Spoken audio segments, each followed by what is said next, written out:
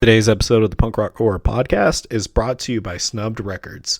It may seem like the end of the world is coming soon, and in preparation for Doomsday, Snubbed Records is pleased to announce their upcoming release of the new album by horror punk rock band Savage Remains. Pre-orders for The End Is Nigh start at noon on June 5th at doomsdaypunk.com. And so jokingly said by Ron Show of Snubbed Records owner and Savage Remains manager, went on to say, "We're thinking of this as your soundtrack to the end of the world. With COVID-19, murder hornets, and all the other craziness going on in the world today, we saw a need to record an album that would capture the spirit of a doomsday-like scenario. Savage Remains is known in the punk rock world for crafting catchy, apocalyptic, horror-filled music that, like an axe to the face of your enemies, really hits the spot," the band says.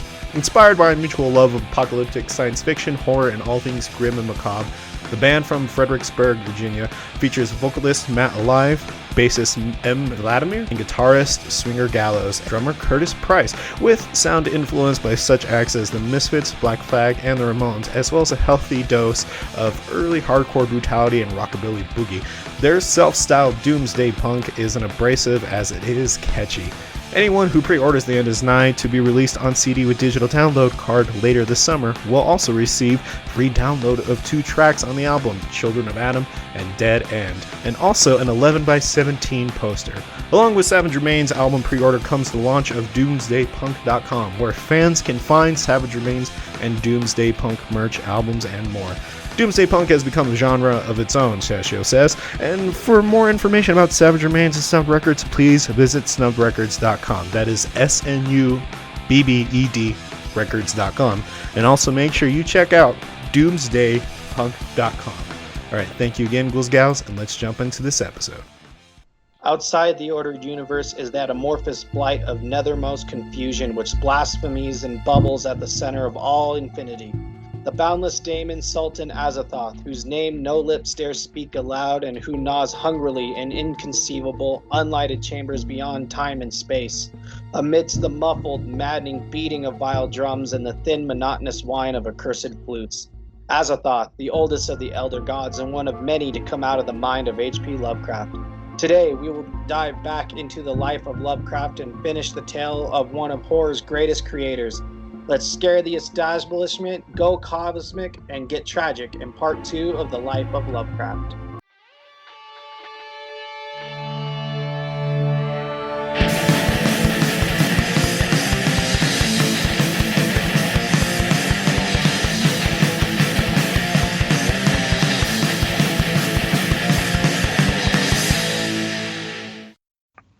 Going in 3, 2...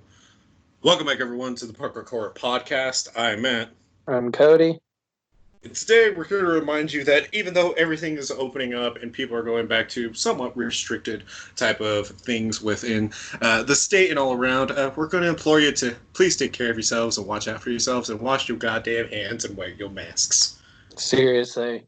Just because everything's opening up doesn't mean it's gone away. Like, still be smart, still be cautious, still be safe, still take the safe means and everything, you know. Oh, yeah. I just recently went to a meeting where I work, and they were talking about, basically, I work in what's considered a sanitation department, and we were just in a meeting for what to do for this summer, and so everybody had a very lax attitude towards it. It was just like, oh my god, if you know what to read, then you know you have nothing to worry about. Harder. And then one of the other guys there was like, yeah, if you, he's like, so would it read everything off Facebook? And I looked at him because originally I also brought up in that meeting, I was like, well, to be fair, they're saying that even if we're staying within 6 feet social distance in a building, that it still should be a good idea to actually wear your mask regardless. And you know, the guy replied back with, so in other words, don't read everything you read off Facebook. I'm like, well, this isn't off Facebook. This is off the internet. Like, I'm like, this motherfucker has no idea that I have a goddamn podcast and I know how to research. You goddamn piece of shit. So I was like, I'm like, no, this is a legit article. I know my shit. Like, don't fucking pander to me. Like, I don't know what I'm talking about just because I'm a millennial and you're a boomer. Like, don't give me that shit. I will fucking squash it here right now. You can check my resources. I know these are legit. Like, yeah. obviously, I didn't say that because I had to, keep my wits about me and hold my tongue because my actual boss is right next to me too. And I was just like, I was like, nope, this is legit. I've checked my resources. And then I was just like, God, why did I agree to come to this meeting? This is my hell. This is my personal hell right now. Like fucking Satan could come up through the floor and be like, "Hey, would you rather?" He's like, "You could have a choice. You could either stay in this meeting, or I could take a ton of these RC cars that just have super glued razor blades on them and ram them up your ass. Which would you prefer?" I would definitely go for the RC cars. Yeah. You doing all right there? Yeah, no, yeah, I am totally fine. I just wanted to share that with you. He's like, Jesus, I mean, I don't like meetings either, but fuck. Yeah, it was not happening for this one. I was just like, fuck it. I'm tired of being called a millennial, man. Just because I'm a millennial doesn't mean I don't do my research. I grew up with the internet. Like, Look, we literally grew up. Like, real talk, real quick. I don't really give a shit of like being called a millennial. That's whatever. That's whatever. I'm tired of the stigma around it. I'm tired of every freaking like boomers stigma and like not Gen Z, but like some Gen X's a stigma about it too. Like just the whole you millennials, that's some millennial crap, all that's blah blah blah. Like it just gets really draining after a while, man. Especially when you work with a lot of them. Yeah, no, I know.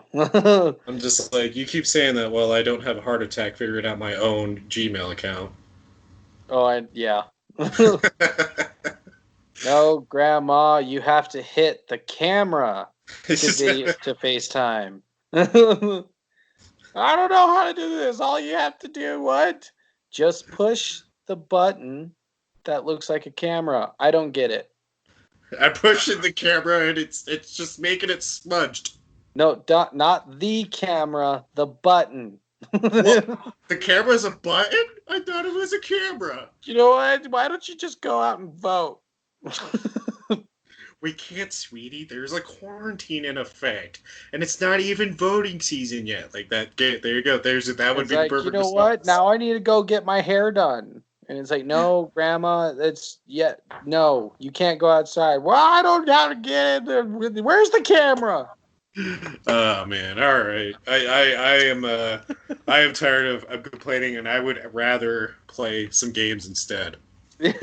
Same. So recently, with the fact that we were doing more HP Lovecraft and stuff, I was thinking, what is one other really cool game that we could keep with it? I mean, we had a pretty solid one last go around, with wanting to give the man a mental breakdown the world hasn't ever seen before.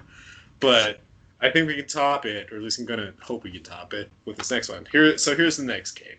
So, in theme of today's episode, because we're actually going to be following up with part 1, with part 2, jumping more into the cosmic horror sense of everything, and I'll let Cody explain that when we about the last half of HP's life. So this is where it's going to get really crazy and really interesting all at the same time.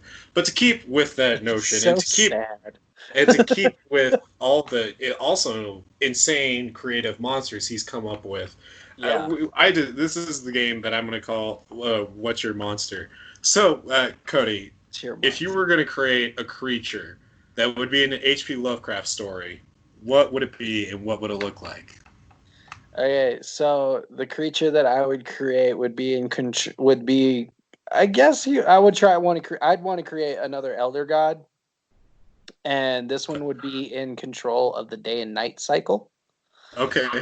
Yeah, so like basically it decides, how long the days are, how long the nights are. Like that's what it does, and so like where the part section it controls, like, and that's what it does. It's kind of like basically that's how it does. And so if you need, like if the people need it to be day to grow their crops and it's been night for too long, they have to make sacrifices to the god so they can have daytime. And same with night, like they can't sleep because it's been day for so long or whatever, and you need nighttime. Like they have to do the same if the creature feels like the people aren't appeasing to it, And so how it look is that the reason why it's day and night is because it's half and half of the creature. So half of the creature is all like sunshiny, bright, daylight type things or type look.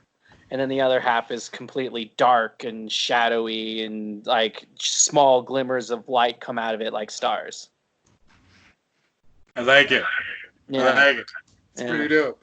Thanks. Bravo. Thank you. Do you want to know what mine would be? No. All right, well, that was the game. It's definitely only meant for Cody. So, and now we're going to move on. What's yours? So mine, I decided would be the most unfortunate one ever.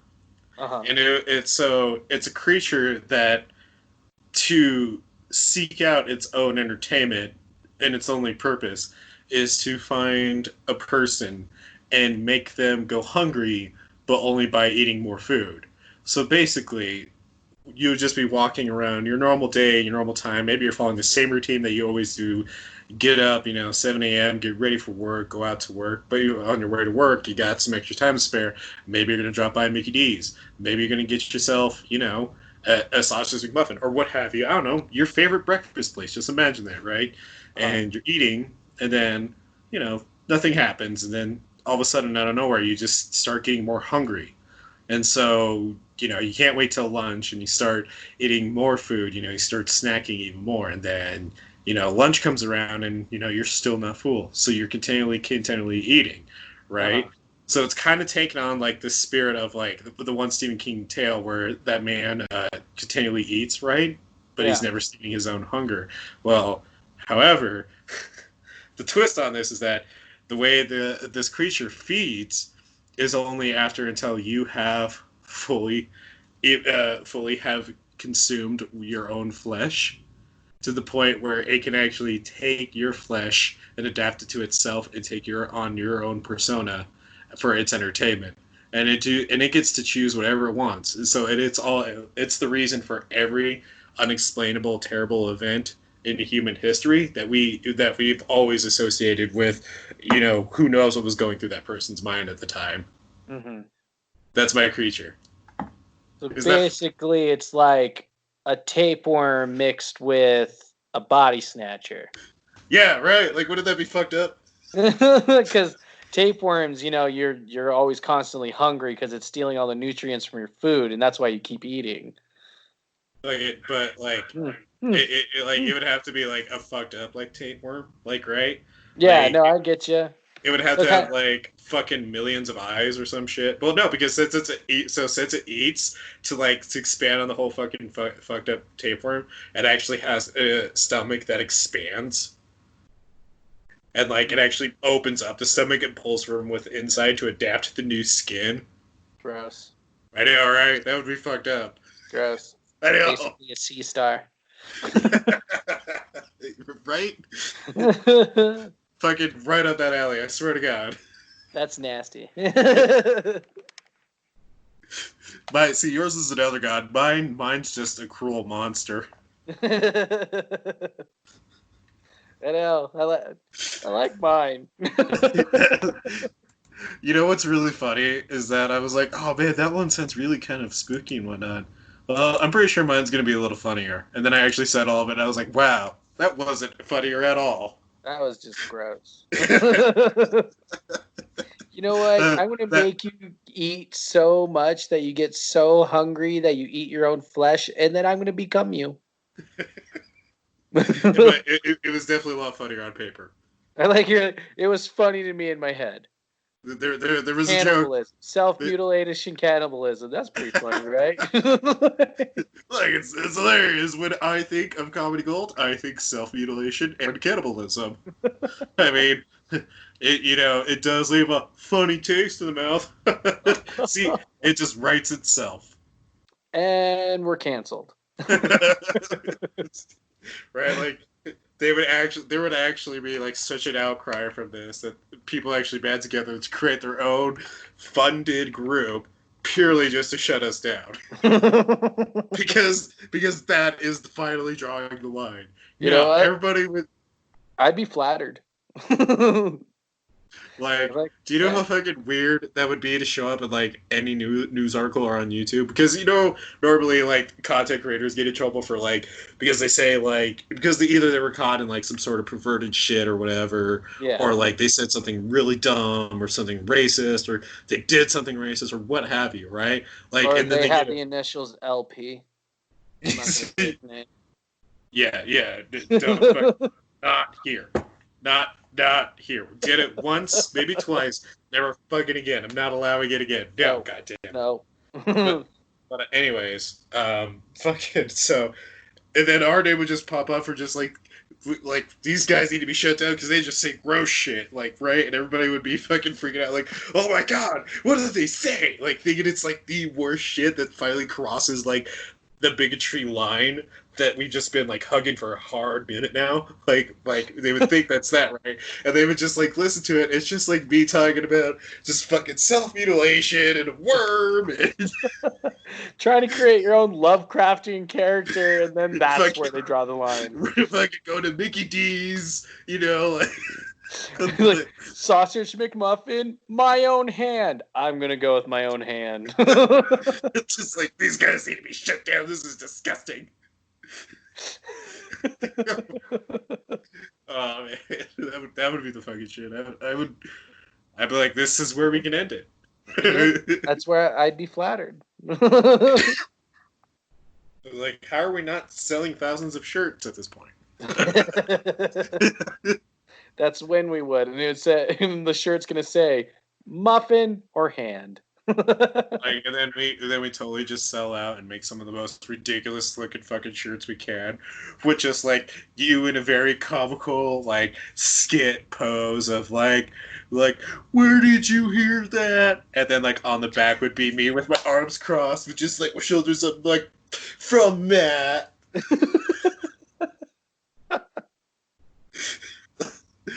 It'd be the dumbest fucking shirt ever. It wouldn't say.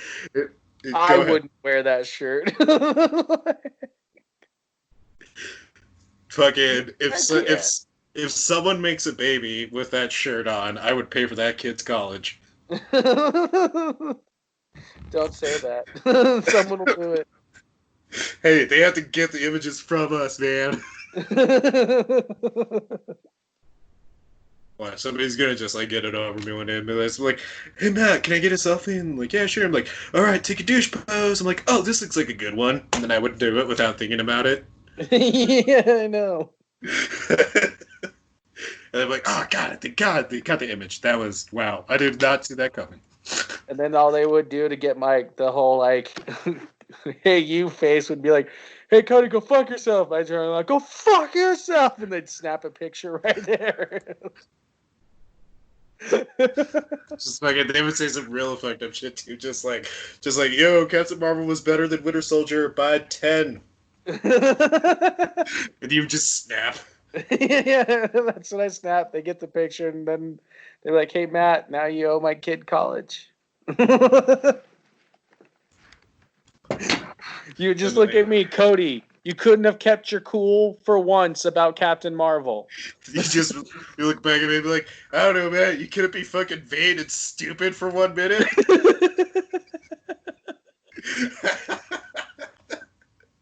And be like, touche.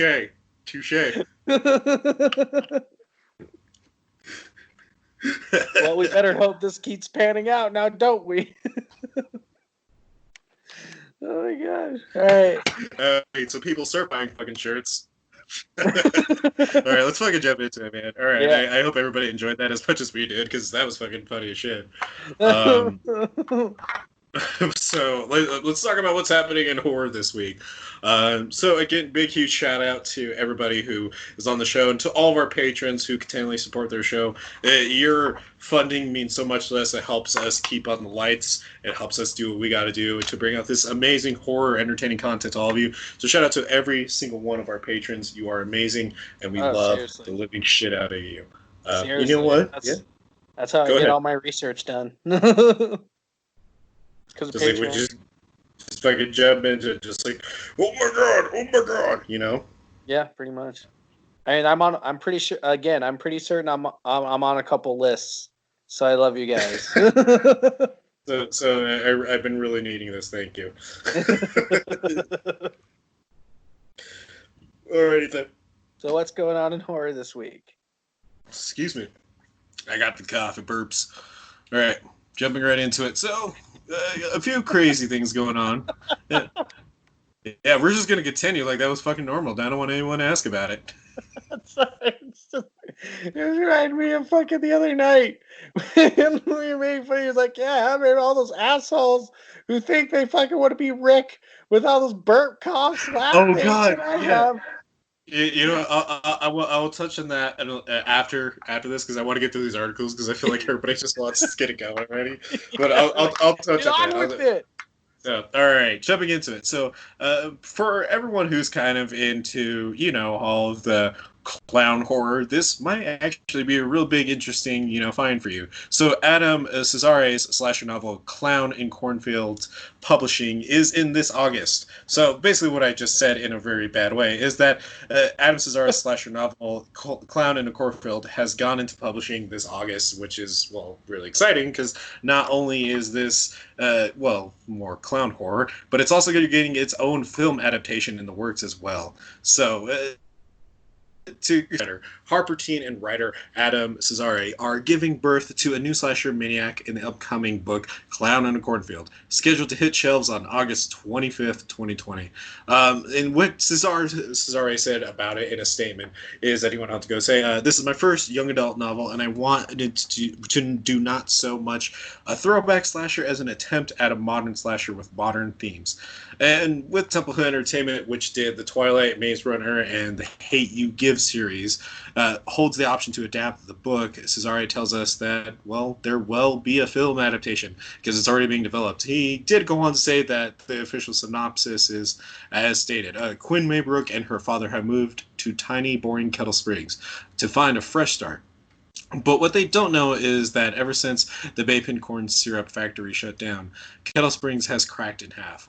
On one side are the adults who are desperate to make Kettle Springs great again, and on the other are the kids who want to have fun, make prank videos, and get out as quick as they can. Kettle Springs is caught in a battle between old and new, tradition and progress. It's a fight that looks like it will destroy the town until Friendo, the Baypen mascot, a creepy clown in a pork pie hat, goes homicidal and decides that the only way for Kettle Springs to grow back is to cull the rotten crop of kids who live there now.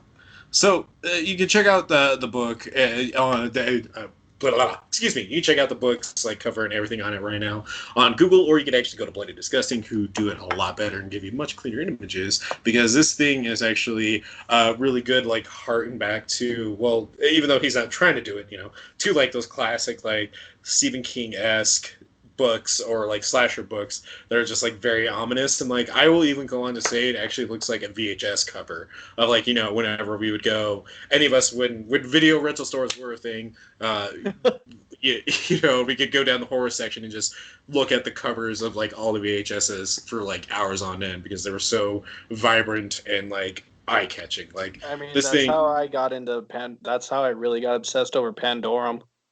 yeah, like I mean, like this, the cover is like basically the face of a clown in a cornfield, obviously, but it's just like this, like it's kind of painted as like a red misty kind of, you know, one could mistake it for being like another cover for Stephen King's It, but really, it's a really fucking phenomenal looking book, man. Like, and I'm kind of excited that there is a movie coming out because I'm always open to more clown horror. We talked about it a lot in a really good episode about it. You know, it's one of the most underappreciated genres, and when it's done right, it is magnificent. So you know what's funny? Like, even though I will admit it is a pretty underappreciated genre, like, outside of, like, you know, a hand select few. It, of course, but like what you say, like at the beginning of the article, you're just like, yeah, another clown horror movie's coming out. I was like, it's been about 2 years. I guess we're due about for another clown horror movie. Well, if you think about it, like It Too really was like the only follow-up to another clown movie. Yeah, it was the same character and whatnot, whatever. But the technicality, it was another clown horror movie that we did get because it did stand as its own movie Yeah, lengthwise. no, I know. Well, I was like, So just to me, I was just like, yeah, yeah, it's about time. no, I know, and that's what I mean. Like I'm more just saying to everyone else, it's like, oh no, it's too soon. I'm like, nah, think about it. We don't really get back-to-back clown horror. No, we don't. Like I feel like that is the thing that is, because 2020 is off to such a interesting start. I'd be like that would be the thing that would actually help everyone out right now. It's just like a shit ton of really good clown horror films. It's so fucking weirded out of nowhere that it's needed.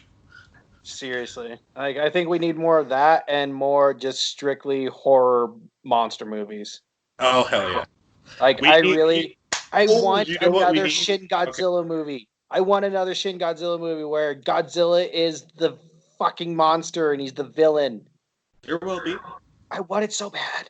Okay, well, hold on. So let's keep on going because before we start getting way too excited, start coming out monsters again. So Just give me my kaiju movies.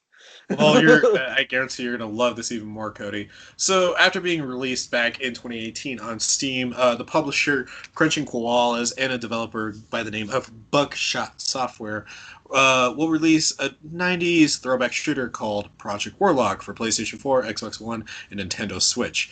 And so, basically, what happened is that a couple years back they released this retro looking shooter called Project Warlock, right?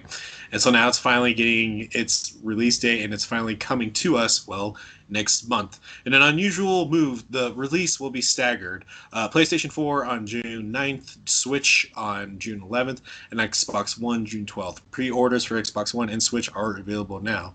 And to give you a little more detail on what it actually is, Project Warlock tells the tale of the Warlock, a mysterious preacher tasked with the quest to rid the world of the invaded forces of evil. Dividing headfirst into an inferno of bullets, claws, and fangs, he has to slash and shoot his way through the hordes of bloodthirsty demons, unholy monsters, and deadly machines. Traversing through 60 levels set in 5 distinct domains, the player will come across secret areas, ammo caches, hidden buttons, and elevators leading to more danger. And this will all be explored in a fantastically rendered 8-bit environment, much homage to kind of like Doom, actually, to be Yeah, I was like, quite frank about it. sounds like Doom, but with melee. So this is literally like an homage to the classic run and gun style that we all grew up with in the 90s. So it's Nice. closed corners, 8-bit, monsters coming at you. You just have the gun as your HUD, and you're just fucking going crazy. You know what I mean? Nice. Like it is straight up just like if it is like Doom, man. Like that is the best example. It's a super hyper stylized 8-bit Doom game. Does that like that's kind of the way I can explain the aesthetic to it, because like even the gun itself like isn't like, because how back in like Doom and Wolfenstein, like they didn't really have as much of like a sheen. This one, like it's super just sheamy and pretty to look at. And yes, I know I just called like a retro looking video game pretty, but Hey, dude, Hot Molly Miami, that's gorgeous. yeah, fucked up game, but pretty to look at. Yeah. Katana Zero, that's an 8-bit game, and that's fucking beautiful too. It's also beautiful, Cody. What? The fact that one of my favorite shows of all friggin' time is getting a season 3. What We Do in the Shadows has been confirmed for a 3rd season, and I'm so excited because I just fucking love this series, and I want more people to watch it. I know, I still need to give it an actual try. So viewership is up for the 2nd season. Deadline has reported recently, which would explain why FX has actually jumped on the boat really quick and actually already ordered more episodes. So considering the fact that season 2 isn't even finished right now and is still in process, the fact that they already got approved for a 3rd season is just insane. FX did say that the 2nd season, which was averaging 3.2 million total viewers across linear and digital platforms, including FX on Hulu, through its first 6 episodes, was up 25% on season 1. So that is huge. Now, I kind of want to explain why this is a big deal. So, What We Did in the Shadows was originally just a film that came out. It was an indie film that came out to very little to no buzz. Like barely anyone knew about it. If you saw it, you were talking about it. It was the definition of word of mouth, and it came all the way back out, in 2014, right? And this was at the time kind of looked at one of those things where it's like, oh no, this just might be another forgotten, like really charming comedy about vampires. Yeah, Yeah, it went because over the I head. saw the Johnny Depp one, the remake. Yeah. Oh no, that's a different one. Oh. Wait, is it? I don't know. I honestly forgot. I saw that movie and I like purposely blocked it out of my memory because I don't just remember Eva Green's boobs were like on point in that movie. So I had a crush on Eva Green for a really long time. No. It's cool, man. Just pour it all out there. That's just all I remember about the movie. I'm actually gonna look and that Johnny up. Depp was in it. I'm actually gonna look that up. It was he? Yeah. It was Dark Shadows. No, it was Dark Shadows. Oh, Dark Shadows. Okay. Yeah, I get those two mixed up all the fucking time. See, I forget that movie's so forgettable that there you go. We can never do that again. We can't ever attach it to what we do in the shadows because what we do in the shadows is perfect. So again, coming back to it though. So yeah, a lot of the comedy does go over your head if you're not into it, and that's fine because I'm not going to try to make the case for you because I'm not talking to you. I'm talking to everybody that loves this series. And again, like the movie, it definitely came off as like, oh no, it's like nothing's going to happen to it. Then they came out with a series, and the series was like, oh man, I hope it's really good. The first season was fucking great.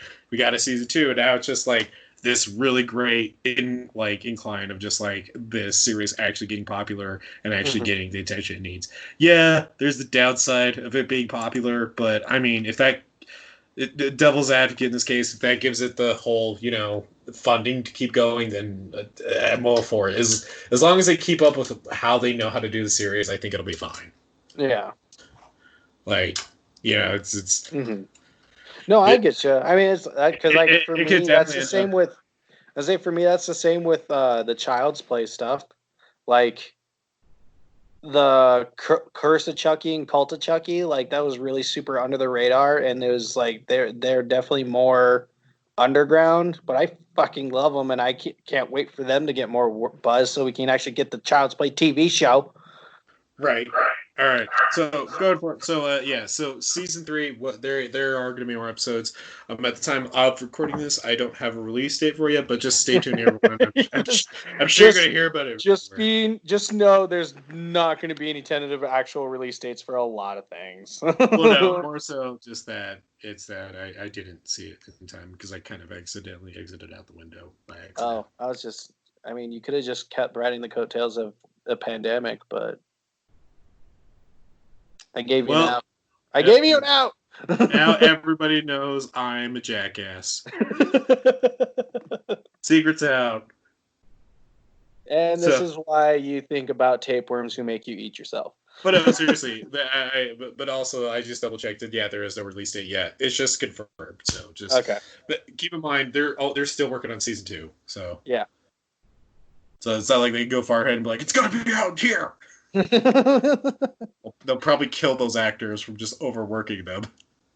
And someone will get coughed on. Right.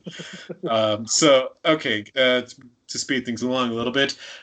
So, with the fact that Jurassic World Dominion is still on the horizon and we're all looking forward to it, and it'll be taking now place in the world again where dinosaurs have been completely unleashed into, where the last time we kind of looked into something that awesome and terrifying, well, I consider at least awesome, was The Lost World, because we had that whole, T-Rex scene. So now we're going to get... I loved it. I explained why I loved it. I know why it's fucking dumb, and I don't give a shit. It's the worst part. It is the worst part. I get why it's the worst part, but god damn it, that is literally what every scenario I've ever played out with my toy dinosaurs when I was a kid. It's super biased. That's why I'm fully admitting that it's a shit scene. It's a total shit scene. I get why it's a shit scene. You're not going to hear any argument from me. It's a total shit scene, but I still fucking love it because it was just like, oh my god, someone and fucking wrote it into a movie. So yeah, I don't really give a shit. Okay, me. Look, man, it's either this or cocaine. One is worse than the other. I don't think you need to be. I don't think you needed to be that extreme. It's okay. And then you just hear me throw a glass across the room. No, you don't understand. I fucking love that scene, okay? He ate the fucking dog. That was bold. That was fucking bold. I never ate the dog when I played as him. Fucking brilliant. God, why didn't I think of that? Anyways, so to finish off what I was trying to... So a new era producer hints that Jurassic World Dominion will not be the end of the franchise. Nope. So it's kind of been hinted a lot, but not really confirmed until now. But the Jurassic World Fallen Kingdom ended with an all-time great sequel tease offering to promise the next movie, which we know is to be Jurassic World Dominion, where they're going to have all the dinosaurs coming to the real world, and we'll see how they do with it. We're not talking about that. We're talking about the fact that after this, that Frank Marshall suggests that it's actually only the beginning, echoing comments made by Dr. Ian Malcolm in the closing comments of Fallen Kingdom. Marshall teases to Collider that Dominion will start a new era for the franchise. So what he basically said, to quote him, is it's the start of a new era. Dinosaurs are now on the mainland amongst us, and they will be for some They will be for a while. Basically, sorry, I'm tripping over my own words. So of course, the franchise is Beyond Dominion will depend on the box office performance of Dominion as well. So if Dominion shits the bed, I can guarantee that we're not going to be able to look forward to that. But what I kind of want to point out here is that even though that Dominion's set to come out next year on June 11th, it's that the idea that we're finally gonna maybe kind of like get a whole new like take on the Jurassic World series. I'm pretty kind of up for. I mean, yeah, I'm a little. Take it more towards the like horror aspects again.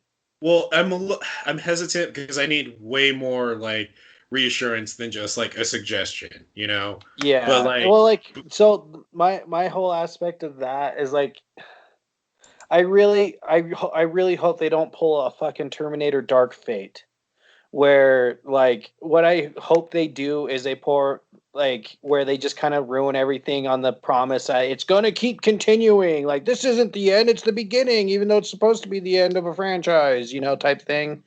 right. And like I really do hope they kind of go more towards like the Planet of the Apes style, where like with the ending of Dominion, it could actually be the ending of the series, but it's still you can continue if you wanted to. You know what I mean? Yeah. Like I want it to have like a good solid ending instead of fucking another sequel bait ending in the hopes that it's gonna continue on with a franchise. It's like just give this one an ending for these characters, and then if you want to continue the Jurassic World franchise, we'll have new characters again. Well, considering that also that Jurassic World Fallen Kingdom came out in 2018, I know, hard to believe, 2 years already, right? Yeah, holy shit. So it's now going to be like 3 years since that last one came out, basically. And so hopefully now with the time put into it, it'll blow us away, man. It's all up in the air. I have hopes for it. I actually liked Fallen Kingdom. I did too. I can't go back to it yet though, just because some of it's so heartbreaking. Yeah, I know that scene. Oh god, the Brachiosaurus. Yeah, the Brachiosaurus. What the fuck is it with us and just like long-necked dinosaurs being like our soft spot? Like it's fucking this, and then like Littlefoot's mom. Fucking what the shit? I don't know, man. But all I know is that so the thing that I like what they're doing with Jurassic Park is Fallen Kingdom's still like pretty fresh in our minds, but I'm glad they're spacing it out. Agreed. So so I didn't want to get emotional with Littlefoot. I just had to mention it. I know, but no, I do have hopes for it because they have spaced them out like so far in between. So I think I think they'll do a good job because I know they seem to listen to the criticism from Fallen Kingdom, because I know they with Fallen Kingdom I did know they told their own story and they didn't do a whole lot of callbacks to the originals, and I know that was the biggest gripe with Jurassic World. And so I noticed that I have confidence because it seems like they listen to the fans a little bit, maybe a little too much for Fallen Kingdom to a fault. And so I don't know. I think it's gonna be good. No, I feel that, man. Yeah. So with that being said, that's what's happening in horror. So a lot of interesting stuff. Actually, I feel like we got some better articles this week than we did last week. So that's always solid all around. And so we're going to go ahead and jump into it today. Before we do that, really quick shout out, a big, huge congratulations to our newly brought on animator, Freddie. Thank you, Freddie. You are an amazing addition to the team. Yay! And also a much overdue welcome back to our intern, Haley. She has been gone for a couple weeks, but now she is back, and, it's just great to have her and her positive energy back on the team. So with that being said, let's jump into some horror. Cody, what are we talking about today? All right, so today we are going to finish off the story of H.P. Lovecraft. So just a quick little recap of where we left off last week, because I don't want to go over the entire recap of it. You should just go listen to the last episode to get the first half of his life. Yeah. But where we left off, it was was back in the summer of 1926. Lovecraft created his greatest elder god, Cthulhu, and So real quick, just to add on what Cody's saying, if there's anything that we mentioned that you feel that we have missed, make sure you do go back to that first episode because we probably covered it there. Yes, because before we talked about his life up till the creation of Cthulhu. So, Cthulhu was created in 1926, and it became and like everyone knows who Cthulhu was, Cthulhu is. He became this worldwide phenomenon, but before he became this phenomenon that he is today, HP didn't actually really think much of his story, The Call of Cthulhu. He kind of wrote it as more of a paycheck because he needed the money at the time. But his little friend group, just to reiterate who they are, included Robert Bloch, who I talked about before in the thing, and then Robert E. Howard, the creator of Conan the Barbarian, and Argus Derleth, who's going to be huge coming up for HP's life. Real quick, I also do really want to point out that it's really it should have been, knowing now what we know, it's really kind of like poignant that the guy who did Conan the Barbarian, who also made some pretty badass monsters in that series, was just like, oh no, dude, you totally gotta like publish this. Oh well, like I know my monsters. No, you know what's cool is it gets cooler. Sorry, go ahead. Howard and everybody. It's actually pretty cool. So, to all these guys, the reason why they fell in love with Cthulhu and really wanted HP to push this is because Cthulhu was new. He was intriguing. It was like the cosmic horror was just this new style of horror that's never been touched on before. The fear of the unknown, space, and everything. Right. And so, because they loved it so much, all of these guys, Robert E. Howard included, started adding their own characters and adding their own stories to this. And they over the next decade, they created the Cthulhu mythos. So, okay. HP didn't actually create all of the mythos of his works, even at the peak of his writing. He had help from Robert E. Howard, August Derleth, and Robert Bloch, which I thought was pretty cool. I think I actually knew that, but I didn't know who it was. Yes. And now I know. Yeah, now you know. And knowing's half the battle. G.I. Joe. So during these years, Lovecraft hit a creative explosion and kept writing tale after tale after tale. During this decade, he wrote The Color Out of Space, The Case of Charles Dexter Ward, Shadow over Innsmouth, and At the Mountains of Madness. Do tale. Mm-hmm. And and the craziest thing is, for once in HP's life, he was actually doing fairly decent money wise. Even the Wall Street crash of 1929 didn't stop him. He even in the early 1930s and after the crash, he was still making enough to travel all over New England and everything. So he was actually doing pretty well at this point. But as we have learned from last episode, or last time we talked about HP, his first half, when he has a lot of good happening, he's about to get a lot of bad.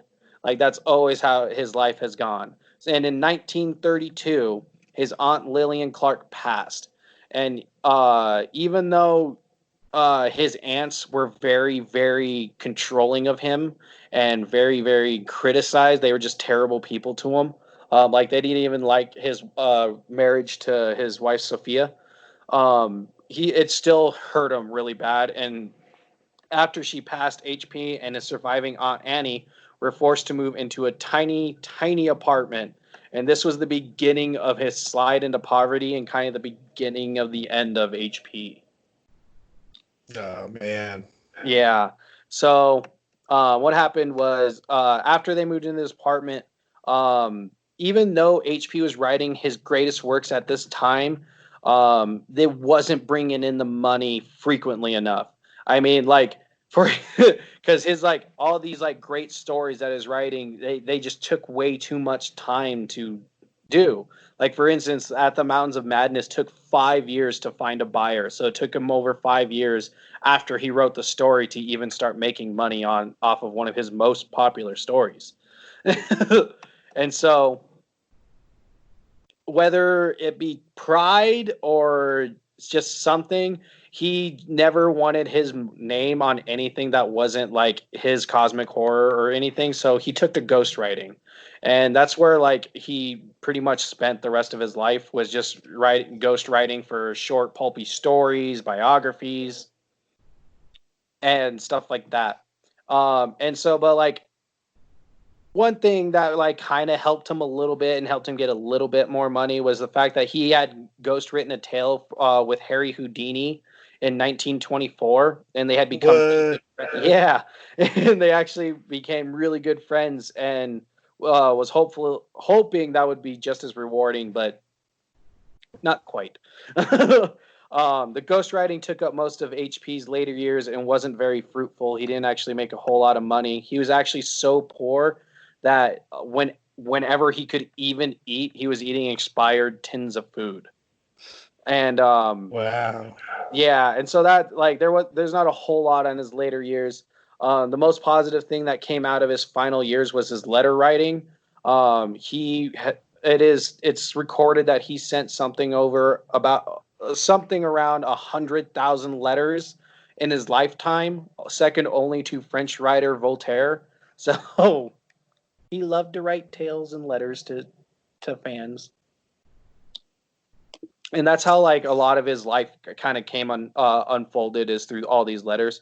And so by the spring of 1936, Lovecraft pretty much gave up on his fiction. He wrote The Shadow Out of Time, which is now considered a late classic, which was his first story since 1933. And his short story that he wrote back then was Haunter of the Dark. It is a really short story. And so one of the possible reasons for his disinterest in his mythos is because is possibly from the winter of 1935 to 1936. He started documenting about an illness he called gripe, which is cancer. He was suffering from cancer, and he instead of writing his mythos, he started writing more about this sickness. And he refused to get treatment for it. And also that summer is also when Robert E. Howard committed suicide. And the death of him sent HP into a really, really bad depression that he never really recovered from.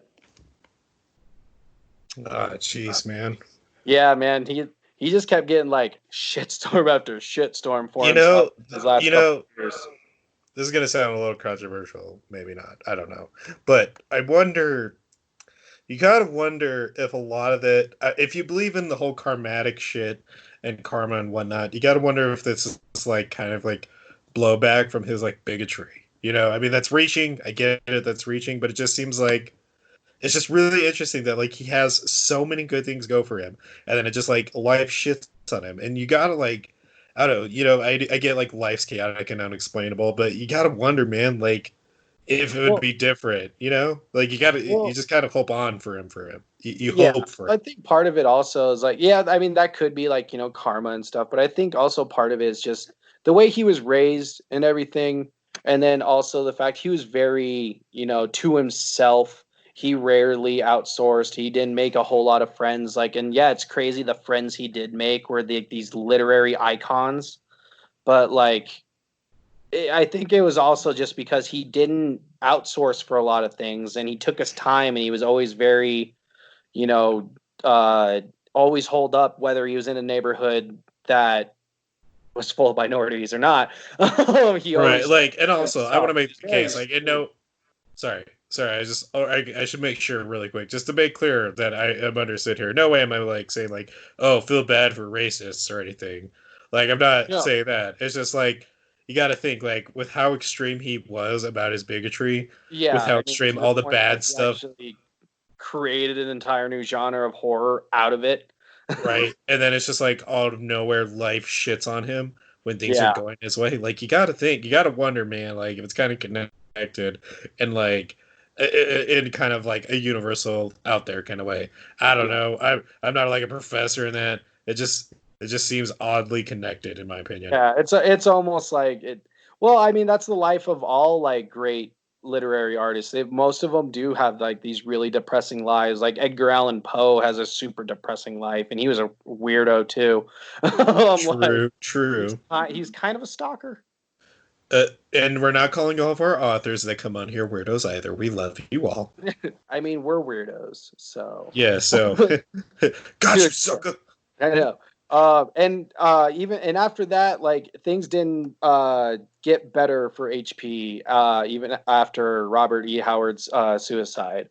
By spring of 1937, HP was in constant physical and emotional pain that he didn't produce more than 4 poems and a small handful of short stories at that time. And Wow. the pain ended up getting too much to bear. And on March 10th, 1937, HP Lovecraft checked himself into the Jane Brown Memorial Hospital, and it was far too late to get any kind of treatment for his cancer or anything. And on March 15th, 1937, Lovecraft finally passes. So, yeah. And so the thing that, and so that's his story. He died from cancer on March 15th.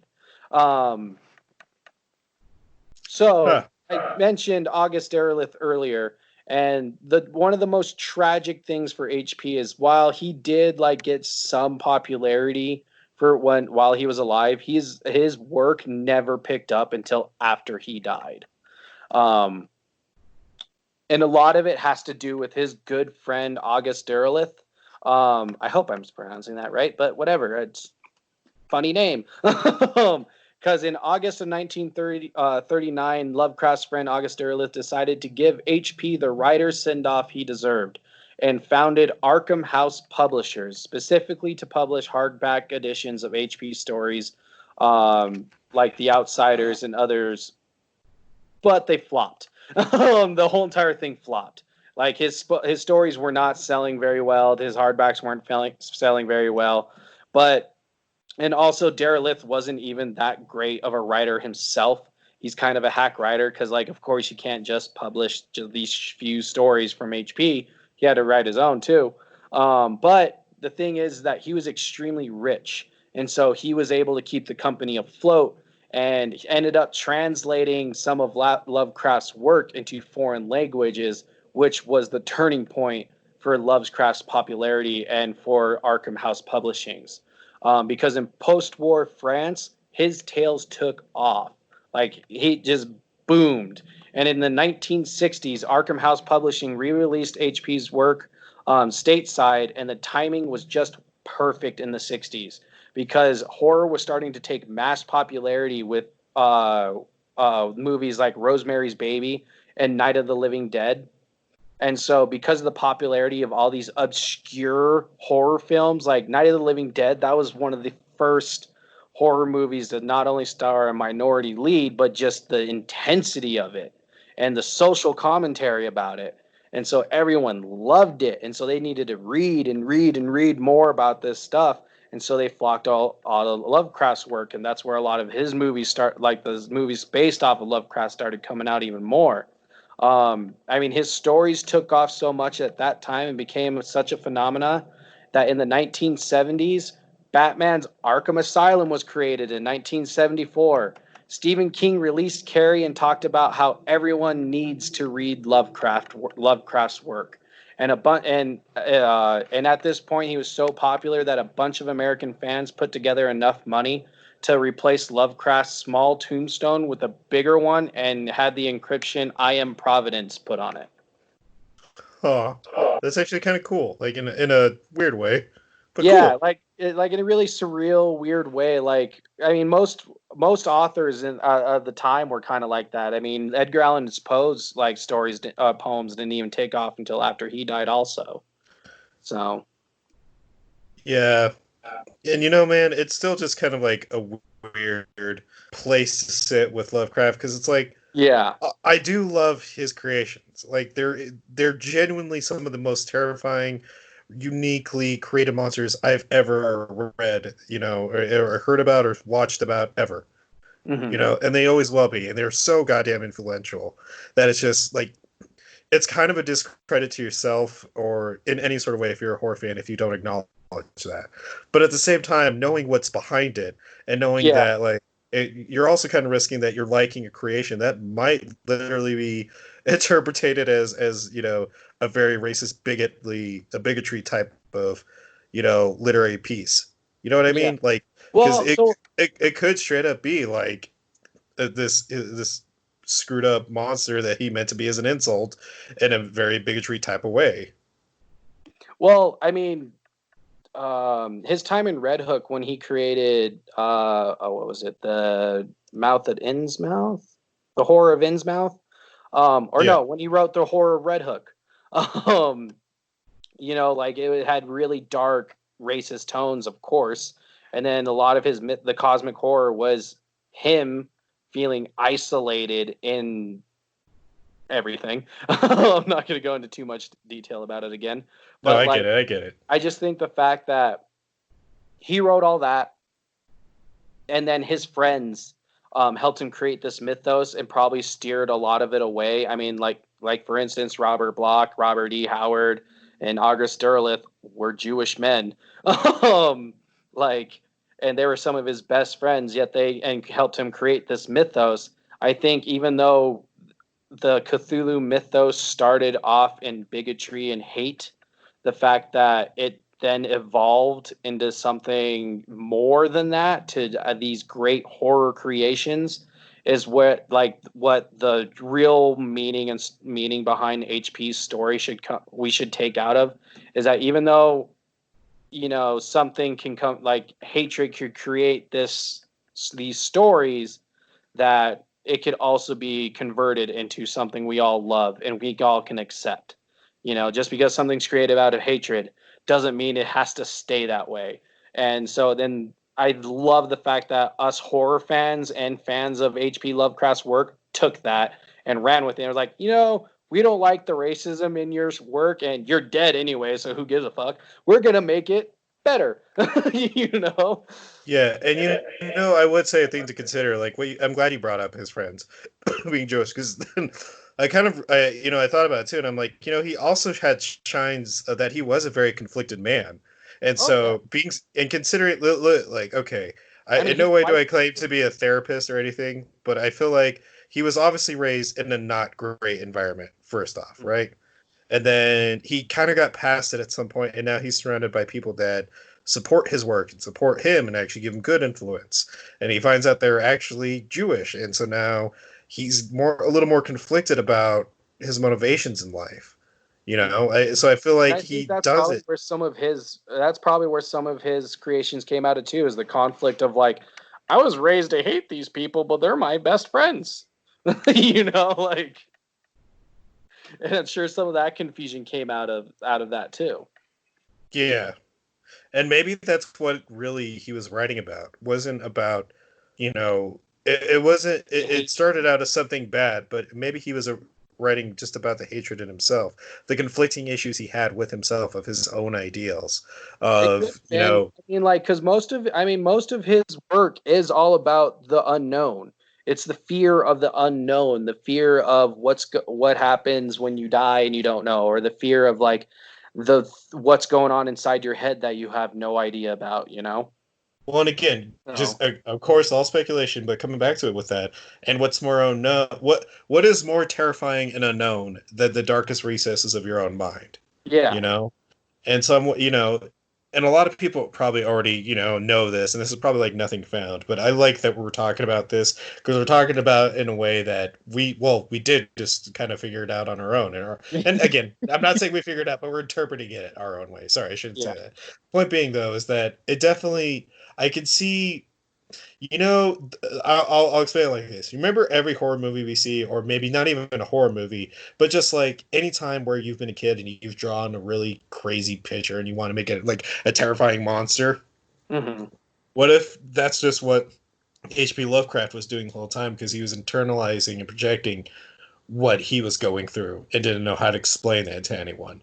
Keeping in mind Oh, that as well, sure. back then, mental health and the talks for it and how it was treated was completely terrible. Like, no, like it was way worse than it was now. Oh, Like yeah. Way if worse. They used like to legitimately think, "I'm gonna shock your brain to fix you." yeah, like and that's just for people that like had like ADHD, like me. You Yeah. know, not trying to be like, haha, like I'm better than anyone, but like the whole Yeah. just like that's what I mean, man. Like they did it, they never approached it appropriately. They're just like, Oh, let me no. shock you till you're okay. Yeah, and same with like depression. It was just like anybody who's depressed, they would just look at him and go, "Well, fucking cheer up, bitch." you And know? like living in that environment, I can kind of see where you would have to just write about it at some point, or else you would go nuts. And maybe that's what he was writing about, is the fact that he felt like he was going nuts because maybe he didn't have really anyone else but his friends to relate to. But then again, back then, I don't know, man. It's a lot of Yeah. speculation. But at the end of the day, I think we can all agree that his creations were a projection of what he felt on the inside in Oh some yeah. facet. Like it And had to so be. and so to finish up some of our HP Lovecraft talk, and how we were talking about his creations, let's actually talk about a few of his actual creations, Let's shall we? do it. All right. So one of his more famous creations, and it was done on. We actually covered this character before too. Oh my God! Would you load up? Jeebus. God. Oh, it was sitting on one. Well, actually, we're going to talk about two that starred in movies that we have talked about on here, and a third that is possible. I actually have a theory about it, and when we talk about him, I'm going to talk about why I think he might have been in the movie. Anyway, so first one I want to talk about is Mr. Herbert West. So Herbert West is a fictional character created by H.P. Lovecraft for his story Herbert West Reanimator. It was first published in 1922. There have been several film adaptations of the story, including Herbert West as played by Jeffrey Combs in the Reanimator film, series, which included the 1985 Reanimator film and its two sequels, Bride of Reanimator and Beyond Reanimator. Herbert West is the inventor of a special solution that, when injected into a main artery of a recent deceased person, causes the body's mechanical living functions to return. However, most subjects that have undergone the reanimation process have turned violent and, after failed attempts to return to their own graves, have terrorized the communities into which they were reanimated.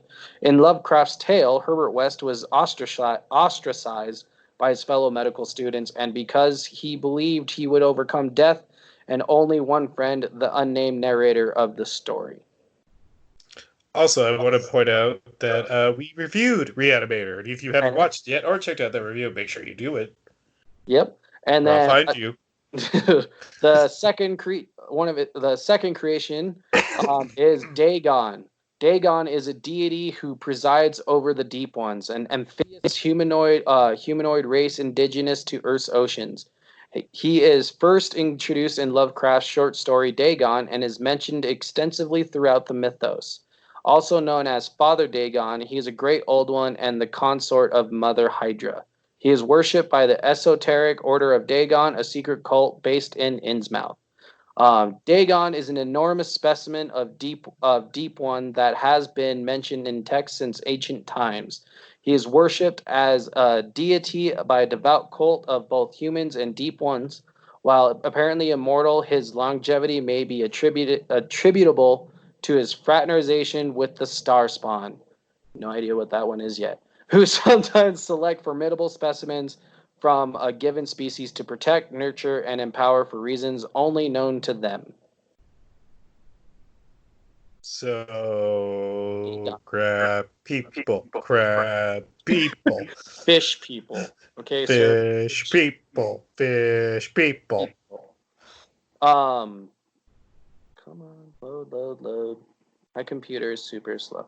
All right, and the final one that we are going to be talking about is the creator of all, the father of the entire mythos, who's created way after Cthulhu. That's right, you guys thought I was going to say Cthulhu.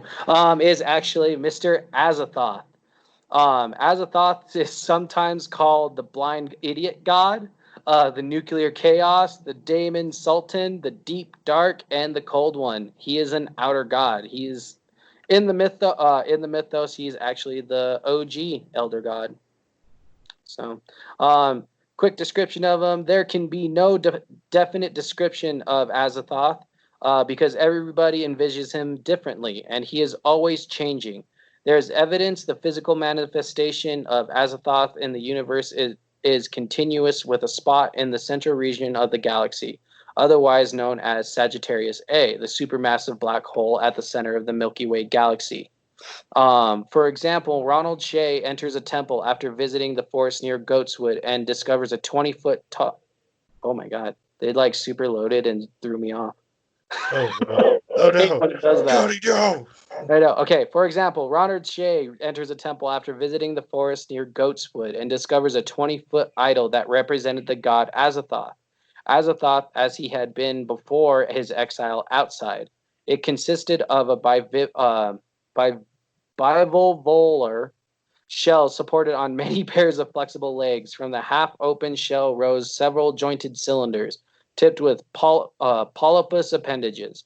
And in the darkness inside the shell, I thought I saw a horrible, bestial, mouthless face with deep sunk eyes and covered with glistening black hair.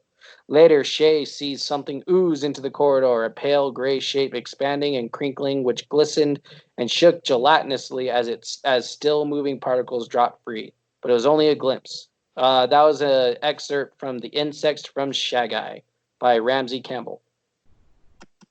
So, my theory is like how I said that we've covered each one. I actually think Azathoth is the entity in the Endless, Matt. Yeah, I was gonna agree. I was gonna talk about that with you, but I couldn't remember its name. So I was like, Yes. I will just wait till we do this because I guarantee Cody's probably gonna talk about it. Yeah, so I was like, I totally think this guy is the entity in the Endless. If you guys don't know what the Endless is, I reviewed that in our last episode, and you should totally go check out that review and go check out that movie. Do it. Yeah, no, I agree. I honestly think it's Azathoth too. Yeah, Because I keep thinking about like everything about him and just like watching carefully, and I did rewind a lot of scenes more than once just to like double check everything, and I'm like, it's fucking gotta be Azathoth. Like, there's no way it's not. Mm-hmm. Like, see, I was thinking it's either Azathoth or hold up. Oh no, not this guy. Never mind. Yeah, no, I think it's Azathoth. So. I don't know. Maybe somebody might know better than us. The only way to find out is to watch the movie. Yeah, seriously, go watch the movie and then tell us, and we'll see what you think. Do we have enough time for one more guy? Yeah, we could just gotta make it a little quick, is all. All right. So the last one I want to talk about is Nyarlathotep. Nyarlathotep is the son of Azathoth. He is known to many by his epithet, the Crawling Chaos. He is an outer god in the Cthulhu mythos. He is the spawn of Azathoth. He is the creation of H.P. Lovecraft and first appeared in his prose poem Nyarlathotep. He appears in numerous subsequent stories by Lovecraft and is also featured in the works of other authors as well as in role-playing games based on the Cthulhu mythos.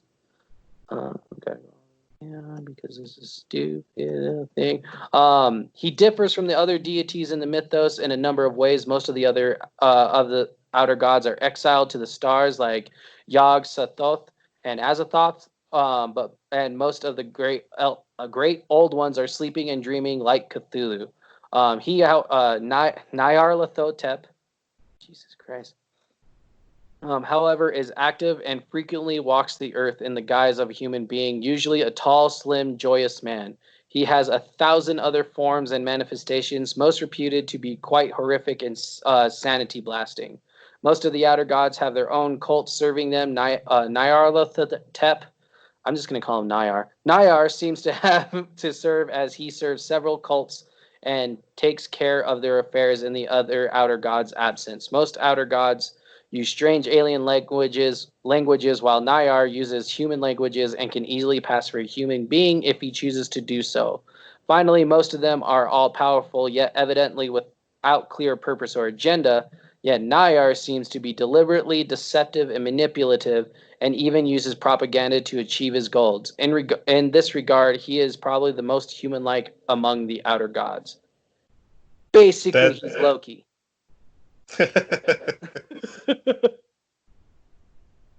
Yeah. So those are some of the great creations, and that was the story of H.P. Lovecraft. I hope you all liked it. Wow. I mean, talk about it, man. Talk about an interesting man. Talk about an interesting person. I mean, all we can do is hope by the sounds of how he passed on and his creations and kind of put things together that he ended up becoming a better person than how he was born out to be, you know? Yeah. I mean, like we said, I'm honestly I'm happy that his creations have become pop culture, and I'm so happy that everyone who has read his who fell in love with his creations and added to it definitely steered it away from the bigotry and racism that was in those original stories and steered it more towards actual horror. So yeah. I agree. No, I agree. All in all, it was a fun ride learning about Lovecraft, because not gonna lie, before I started doing all this research, I knew who he was, and I knew about Cthulhu and Dagon and a few others of his stories, and I always knew he was oh, it's the guy who created Cthulhu. But after reading all this and just reading his story and everything, it was it was fun. It was really fun to actually learn more about a horror icon that I've always knew of, and then actually now read more about. So Sweet. The fantastic things we learn when we sit down and talk about horror. And talk about a good entertaining ride all the way throughout. We had some laughs, we had some tears. I mostly had tears. But overall, we had a great time. And I think we learned something. And I think when in doubt, when it comes to the works of H.P. Lovecraft, is that it's not necessarily trying to look deeper into what a creature is, but what it was meant to be and what it was meant to represent. And with that in mind, ghouls, gals, creeps, and mutants alike, if you want to keep up with everything we're doing and just follow along with us, please like us and follow us on Facebook. You can just search us up at Punk Rock Horror Podcast, or on our Twitter at OfficialPRHP, or on Instagram, Punk Rock Horror Podcast, #PRHP Podcast. You can also follow me on Instagram at The Undead Matt. If you want to come and support come and support the show today, please consider going over to our Patreon, patreon.com/Punk Rock Horror Podcast. We have some amazing rewards, even available for just $2 a month, and that would give you some access to not just bonus content, but content before anyone else. So with that in mind, it also goes to help keeping the lights on the show, and, well, you'll get a shout out from us and some other cool stuff that we're going to be unveiling as quarantine starts lifting up a little bit more and more here, and hopefully in a readlier pace.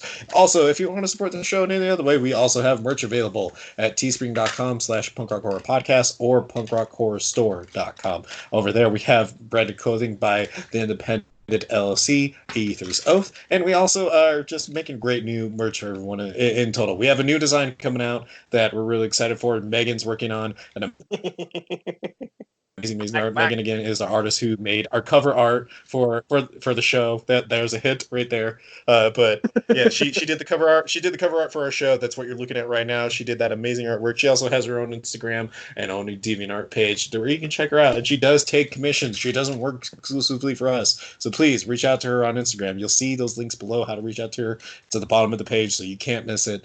Check it out. Go support her, and also go support all of our creators that come on to help the show. Big Boot Studio and Freddie, you guys are amazing. Check them out. Their links are below as well. And shout out to our interns and everyone else who's helping this show and supporting the show, and just all around some amazing people we get to work with. And also, got to give the biggest shout out to all you amazing listeners. Thank you again, ghouls, gals, creeps, and mutants, for supporting the show, and we will talk about horror with you next time. Bye. Bye.